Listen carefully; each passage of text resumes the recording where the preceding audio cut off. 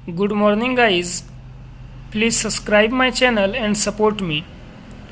चलिए तो आज मैं आपको नेक्स्ट वीडियो में क्लास 9th के चैप्टर 6 रेखाएं और कोण का पर मैं 6.3 बताने जा रहा हूं। तो चलिए फटाफट से देख लेते हैं कि इसका स्टेटमेंट क्या कह रहा है। चलिए तो स्टेटमेंट को पढ़ते हैं।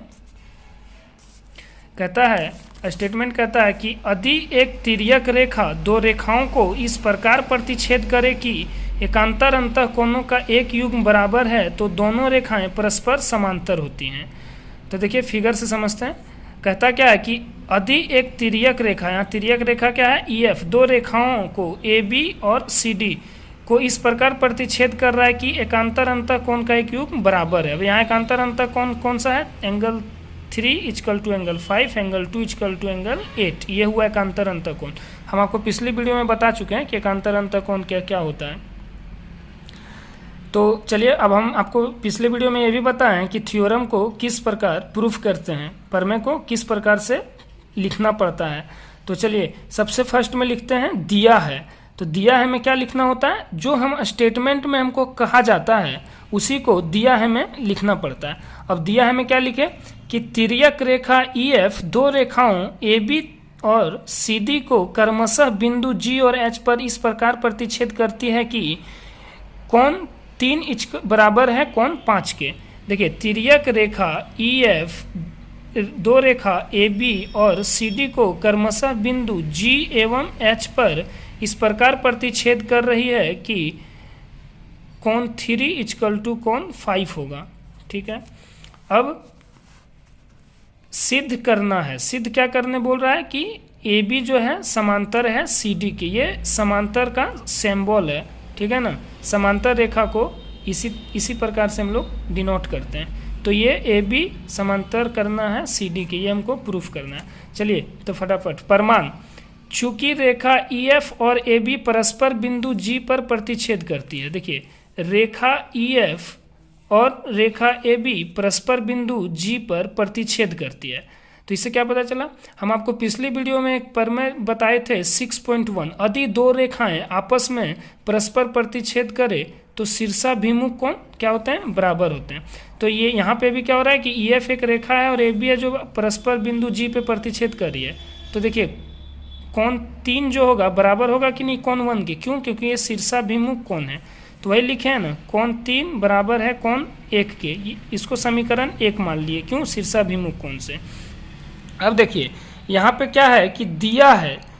अब स्टेटमेंट में आपको दिया था कि जो कोण 3 है वो कोण 5 के बराबर है, एकांतर अंतःकोण है वो बराबर है, सो हमको दे दिया है। तो उसी को हम लिख दिए, दिया है कोण 3 बराबर है कोण 5 के, इसको समीकरण 2 मान लिए। तो आप अब फिर नेक्स्ट स्टेप में लिखे समीकरण 1 एवं 2 से। तो समीकरण 1 क्या कहता है कि कोण 3 बराबर है कोण 1 के, इसको समीकरण 1, और कोण 3 बराबर है कोण 5 के, समीकरण 2।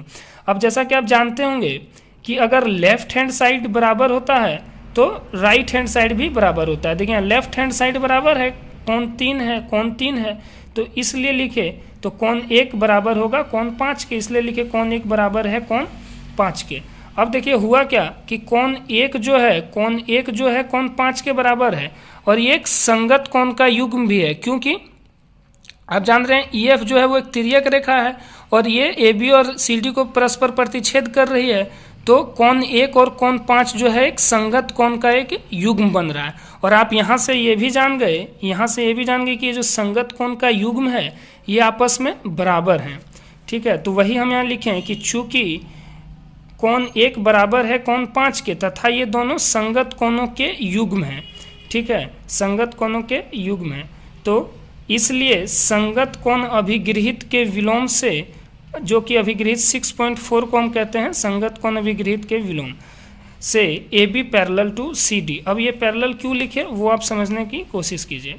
देखिए हम आपको पिछली वीडियो में बताए थे एक अभिगृहित 6.4, उसका स्टेटमेंट क्या कहता था कि यदि कोई तिर्यक रेखा दो भिन्न रेखाओं को इस प्रकार प्रतिच्छेद करे कि संगत कोण का एक युग्म बराबर हो तो वो रेखाएं आपस में परस्पर समांतर होती हैं।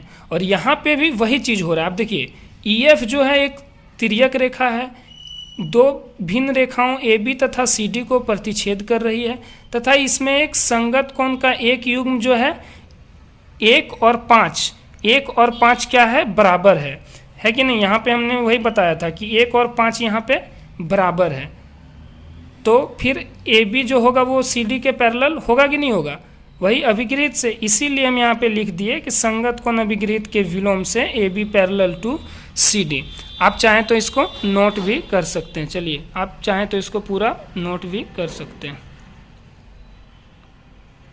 Thank you. अब मैं आपको नेक्स्ट वीडियो में नेक्स्ट प्रमेय के साथ मिलेंगे। चलिए, थैंक यू गाइस।